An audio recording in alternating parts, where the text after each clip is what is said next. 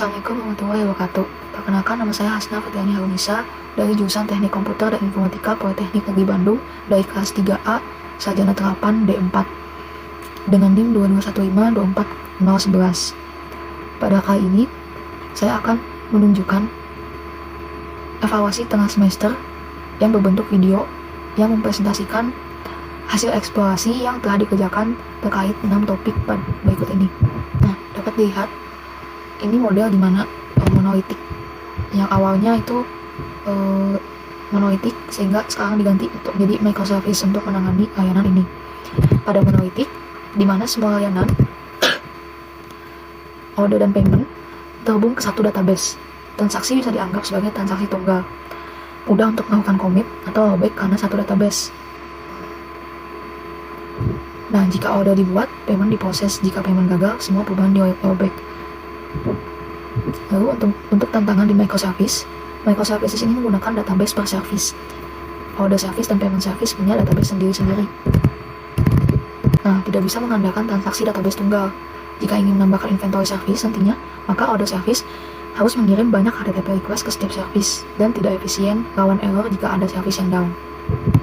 Pada kasus ini, jika pengguna melakukan pemesanan, jika harga produk berada dalam batas kredit pengguna, maka order diproses, tapi jika tidak, order dibatalkan. Nah, bagaimana solusi untuk membatalkan itu? Jadi di sini tuh menggunakan Saga pattern, di mana tujuannya menangani transaksi terdistribusi di microservice tanpa harus bergantung pada HTTP request atau database terpusat. Untuk pendekatan Saga ini ada koreografi dan orkestrasi.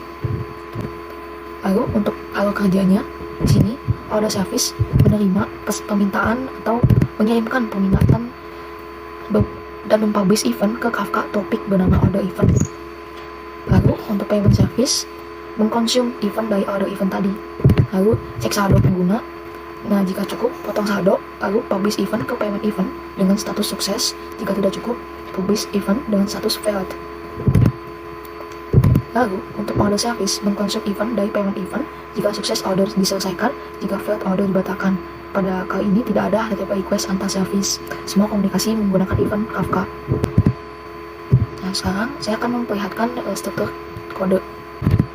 Baik, di sini telah ada kode ya, dimana saya mencoba mempraktikkan hal tersebut.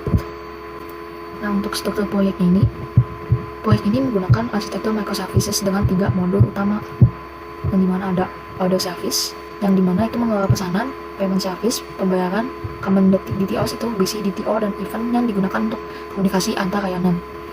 Untuk teknologi utama yang digunakan di sini itu ada Spring Boot untuk pengembangan layanan, Spring CloudStream untuk komunikasi berbasis event menggunakan Kafka, dan GPA untuk akses database-nya.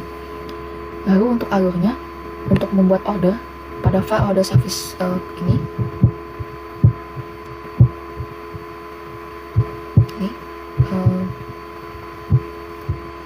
memiliki fungsi create order, yang dimana itu membuat pesanan baru dan publikasikan event order created ke Kafka. Lalu pada payment processing, nah di sini punya fungsi new order event, yang dimana itu untuk mengecek saldo pengguna dan memproses pembayaran. Lalu publikasikan event payment completed atau payment failed. Lalu pada order status update, nah ini pada bagian sini itu memiliki fungsi update order, yang dimana akan mengubah status pesanan berdasarkan hasil pembayaran. Lalu untuk komunikasi antar layanan, order publisher ini tuh memiliki fungsi order supplier, yang dimana mempublikasikan event order event ke Kafka. Lalu untuk event consumer,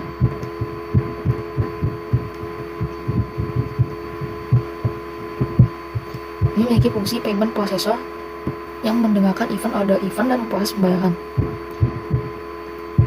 Mungkin cukup untuk yang pertama. Lalu di sini ada mengenai CQRS pattern. Nah, lalu pada CQRS ini, CQRS adalah pola desain yang memisahkan operasi perintah komen dan query dalam sistem. Berarti operasi penulisan data dipisahkan dari operasi pembacaan data query, memungkinkan skala dan optimasi yang lebih baik untuk masing-masing operasi. Tantangan dalam arsitektur tanpa CQRS dalam aplikasi e-commerce seperti yang sedang di Flipkart ini, terdapat perbedaan signifikan antara jumlah permintaan baca dan tulis. Sebagian besar pengguna itu bisa melihat produknya daripada melakukan pembelian. Nah, untuk menggabungkan operasi baca dan tulis dalam satu layanan ini menyebabkan kesulitan dalam instalasi aplikasi secara independen untuk menangani beban baca yang tinggi dibanding dengan beban tulis. Manfaat menerapkan CQRS itu dimana stabilitas terpisah, lalu optimasi kinerja yang optimal, lalu ada peningkatan keamanan yang memungkinkan penerapan keamanan yang lebih spesifik pada operasi penulisan tanpa mempengaruhi operasi pembacaan. Nah, ini solution yang tadi saya bicarakan. Lalu untuk demonya, nah ini merupakan struktur dari kode CQRS. Saya akan menjelaskan slide alurnya saja, yang dimana di sini ada program menggunakan CQRS ya, Common Query Responsibility Segregation, dengan dua yang utama, yaitu ada produk common service dan juga produk query service. Kalau produk common service itu bertanggung jawab untuk operasi tulis, kalau yang query untuk operasi baca. Lalu untuk alurnya, yang operasi tulis yang common ini, itu memiliki endpoint untuk create dan update produk. Ini untuk produk command controller. Yang dimana endpoint ini itu menerima permintaan HTTP post untuk membuat produk dan put untuk memperbarui produk. Lalu untuk logika bisnis buat create dan update itu ada di produk command service.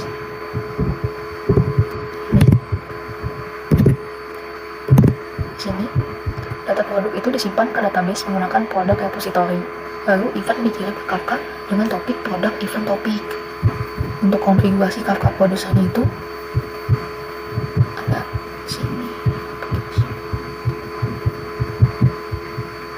Nah, ini ada aplikasi YML, dimana di sini tuh ada konfigurasi Kafka untuk mengirim event. Lalu sekarang kita lalu operasi baca query service.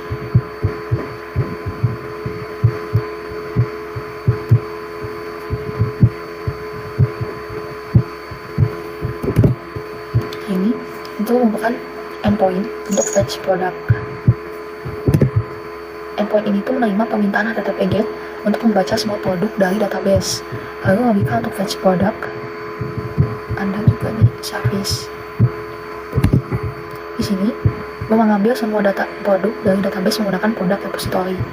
Lalu untuk konsumsi event dari Kafka-nya terdapat produk query service. Ya, ini Kafka listener, yang dimana Kafka listener ini mendapatkan topik produk event topik. Lalu event yang diterima digunakan untuk menyimpan atau memperbarui data produk di database. Nah, konfigurasi Kafka konsumernya sama seperti tadi ada di sini. Sini tuh konfigurasi Kafka untuk mendengarkan event. Nah, struktur data itu ada di ini untuk yang komen yang produk Java. Ini yang data produk disimpan di database. Mungkin cukup segitu untuk CQRS.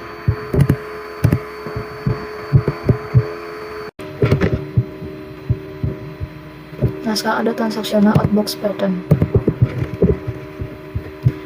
yang dimana terdapat pada gambar, bisa dilihat ya, di sini ada dua siswa yang bernama John dan Peter sedang ujian. John sibuk mengerjakan ujian sendiri dan membantu Peter. Karena multitasking, John salah menyampaikan jawaban, Peter salah mencatat, menyebabkan data inkonsistensi. Analogi ini menggambarkan dua white problem, di mana satu pihak melakukan dua hal secara bersamaan dan menimbulkan kesalahan komunikasi atau data. Nah, dalam arsitektur microservice, konsistensi data sulit dijaga karena setiap layanan memiliki database masing-masing. Salah utama dua white problem. Seperti tadi, resikonya jika salah satu proses gagal, misalnya Kafka down, sistem jadi inkonsisten. Nah, untuk solusinya menggunakan transactional outbox pattern, yang dimana tujuannya menjamin bahwa perubahan data dan pengirim pesan atau event dilakukan secara konsisten dan atomik tanpa menggunakan distributed transaction. Nah, di sini ketika order service menerima permintaan order, menuliskan data ya tentunya ke dalam tabel order. Lalu jangan langsung mengirim ke event Kafka. Sebaliknya, simpan event dalam bentuk JSON ke tabel baru bernama outbox. Nah, ini outbox. Lalu pada outbox terdapat ID, aggregate ID, payload, harusnya ada created at juga dan is process. Lalu penyimpanan data ke order dan outbox dilakukan dalam satu local transaction sehingga aman dari inkonsistensi jika salah satu gagal. Lalu untuk order poller ini itu service terpisah dan yang secara berkala memeriksa tabel outbox, menemukan record dengan is process yang false, lalu mengirim payloadnya ke Kafka. Nah, setelah berhasil mengubah dari is process menjadi true.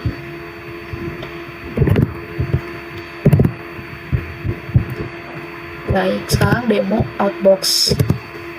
Nah, di sini saya memiliki dua layanan. Yang pertama ada order poller dan order service. Yang dimana untuk order service ini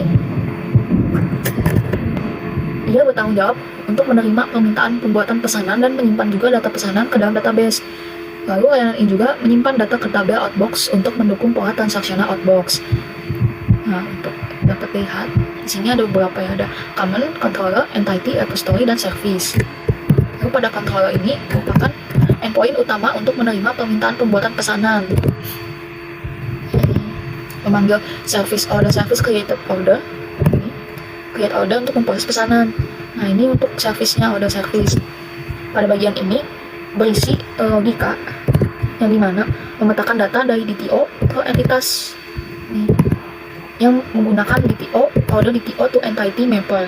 Lalu dia juga menyimpan data pesanan ke tabel order TBL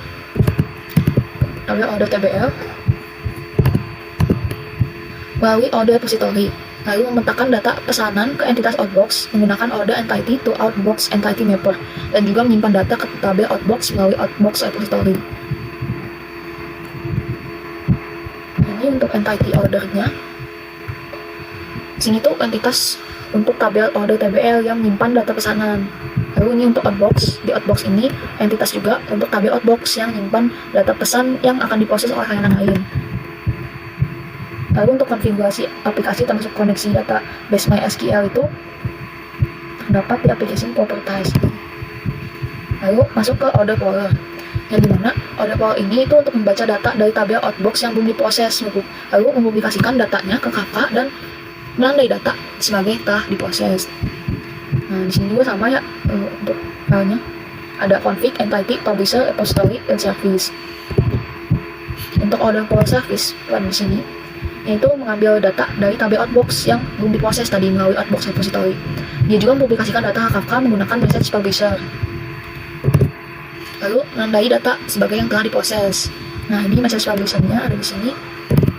Ini tuh untuk bertanggung jawab untuk publikasikan pesan ke Kafka menggunakan Kafka template. Lalu untuk outbox repository ini itu untuk mengambil data dari tabel outbox yang belum diproses atau yang tadi yang prosesnya statusnya masih false.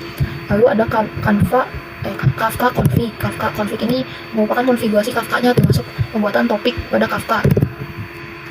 Nah, ya, lalu untuk alur kerjanya mungkin tadi sudah kebayang ya dari saya menjelaskan order service dan order poller, yang dimana order service ini nantinya kalian mengirimkan permintaan ke endpoint API order tadi, dan data pesanan disimpan ke tabel order TBL. Data juga nanti disimpan ke tabel outbox lalu untuk diproses oleh layanan lain. Nah, itu pada order service. Kalau misalnya pada order poller itu secara berkala layanan ini tuh membaca data dari tabel outbox yang belum diproses, lalu data dipublikasikan ke Kafka, dan setelah berhasil dipublikasi data ditandai sebagai telah diproses, yaitu proses statusnya true. Nah, lalu di sini ada sidecar pattern. Sidecar pattern itu di sini melibatkan pemisahan tugas-tugas tambahan atau cross-cutting concerns dari layanan utama ke dalam layanan terpisah yang berjalan berdampingan. Nah, kenapa menggunakan sidecar? Dikarenakan masalah dalam microservice itu memiliki tantangan. Yang pertama ada logging, monitoring, authentication, dan concern lintas layanan atau cross-cutting concern. Lalu menambahkan kode yang sama ke setiap microservice seperti logging tidak efisien. Apa solusinya? Nah, bisa dilihat ini ada sidecar pattern, yang dimana microservice kiri, yang kanan sidecar prepare, component, side calling, configuration, etc. Nah, ini tuh untuk solusinya, memisahkan logika sekunder dari microservice utama ke dalam service terpisah, sidecar. Untuk analoginya ini seperti sepeda motor dengan sidecar. Motor itu tugas utama dan sidecar itu tugas tambahan. Lalu untuk tujuannya adalah menjaga microservice tetap sederhana dan modular. Langsung saja, cepat. Nah, untuk contoh implementasinya itu di sini ada book service dan logging service. Book service itu merupakan layanan utama. Login service tuh sidecar-nya, sidecar service. Nah, untuk cara kerjanya, service ini menulis log ke file, lalu login service membaca file log tersebut dan bisa mengirimnya ke sistem log terpusat. Lalu kedua service ini jalankan di kontainer berbeda dalam satu pod Kubernetes. Itu akan saya langsung demokan saja. Saya akan menjelaskan mengenai struktur kode sidecar ini. Nah, di sini dapat dilihat ya, ada dua layanan gitu tadi, ada book service dan login service, di mana book service ini merupakan layanan utama untuk mengelola data buku, dan login service-nya layanan sidecar untuk memproses log dari book service. Keduanya ini diatur dalam folder yang terpisah ya, dan konfigurasi kode masing-masing. Lalu untuk pada book service ini dapat lihat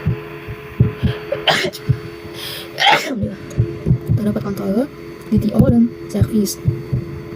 Kita lihat ke service dulu. Nah, pada book service application ini memiliki fungsi di mana entry point itu aplikasi Spring Boot, yang dimana alurnya saat aplikasi dijalankan, Spring Boot memulai layanan ini pada port 8080.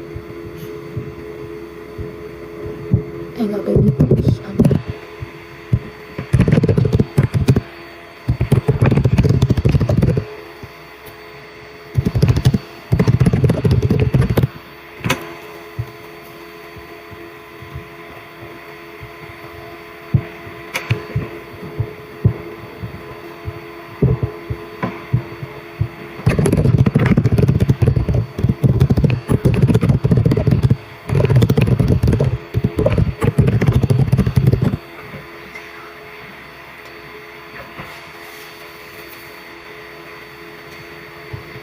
Oke, nah ini pada book service. Pada book service ini merupakan kelas dari bagian logika bisnis aplikasinya yang bertanggung jawab untuk mengelola data buku.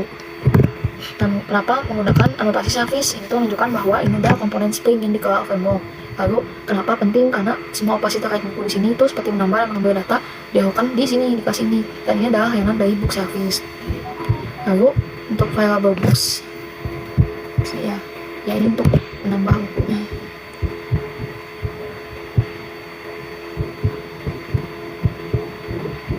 Mungkin karena waktu saya juga nggak cukup, cuma 20 menit, saya langsung saja. Ini kan book service tadi untuk head-nya ya, microservice-nya gitu. Nah, kita juga punya login server ini, service ini untuk sidecar-nya. Nah, ini ada login service ya.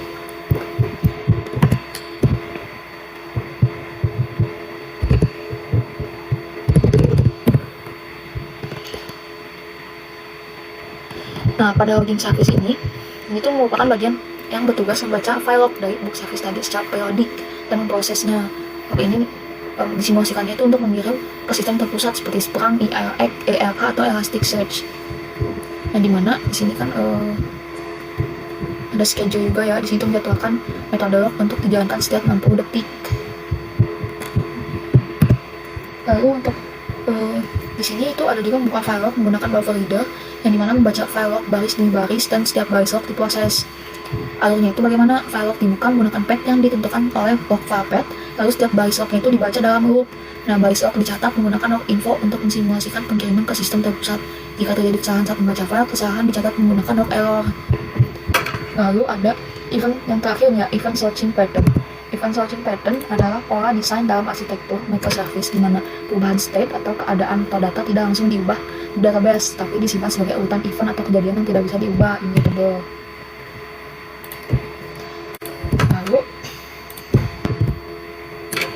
Untuk studi kasus ini ada dari sistem order online ya, e-commerce. Nah, dalam aplikasi manajemen ordernya itu saat menggunakan pemesanan, statusnya created, setelah pembayaran confirm, setelah pengiriman mulai ship, dan setelah barang diterima delivered. Nah, masalahnya jika hanya menyimpan status terakhir atau delivered, maka tidak ada jejak historis kapan nih order dibuat, dikonfirmasi atau dikirim. Nah, solusinya itu menggunakan event searching, yang dimana setiap perubahan status disimpan sebagai event terpisah di database dengan timestamp. Nah, ini tuh memungkinkan nanti ada pelacakan historis lengkap. Misalnya kayak gini kan ya.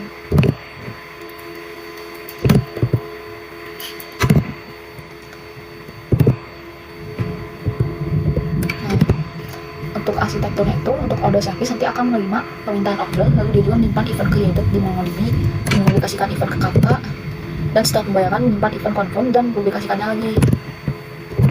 Kalau yang shipping service ini mendengarkan Kafka untuk event confirm nanti. Saat menerima event ini, lalu terjadinya proses pengiriman dan menyimpan event sheet dan kemudian di deliver.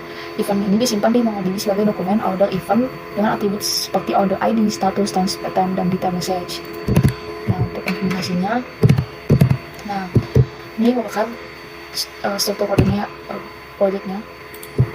Lalu di sini terdapat ini tuh project implementasi event sourcing ya dalam arsitektur microservice-nya yang menggunakan Spring Boot, Kafka, dan MongoDB. Nah, di sini tuh terdapat dua layanan, ada order service dan shipping service, yang dimana ini tuh berkomunikasi melalui Kafka untuk mengelola alur pemesanan dan pengiriman barang. Untuk order service ini bertanggung jawab untuk membuat dan mengonfirmasi pesanan. Dimana itu ada membuat pesanan. Di sini tuh menggunakan employee post API order place.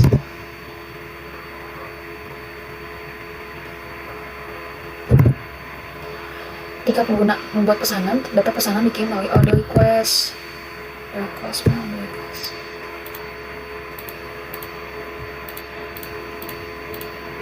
Nah, ini request. Lalu order service place and order itu membuat objek order event. The event dengan status created dan simpan MongoDB melalui order event repository, dan event ini juga dipublikasikan Kafka melalui order event Kafka publisher. Lalu ada pada di sini tuh ada mengonfirmasi pesanan juga. Ini ada Kafka publisher. Lalu untuk menerima event dari Kafka itu di sini di shipping service. Itu nanti mendengarkan dari Kafka ya, Kafka listener dari order event menggunakan instansi Kafka listener. Nah, jika status pesanannya confirm, layanan ini secara otomatis memproses pengiriman dengan memenuhi metode ship order. Nah, untuk alur keseluruhannya, di mana ini order service itu menerima permintaan untuk membuat pesanan, lalu eventnya created dipublikasikan ke Kafka. Nah, shipping service itu mendengarkan event dari Kafka. Jika event memiliki status confirm, maka shipping service memproses pengiriman dan event baru dengan status shipped atau delivered disimpan di MongoDB.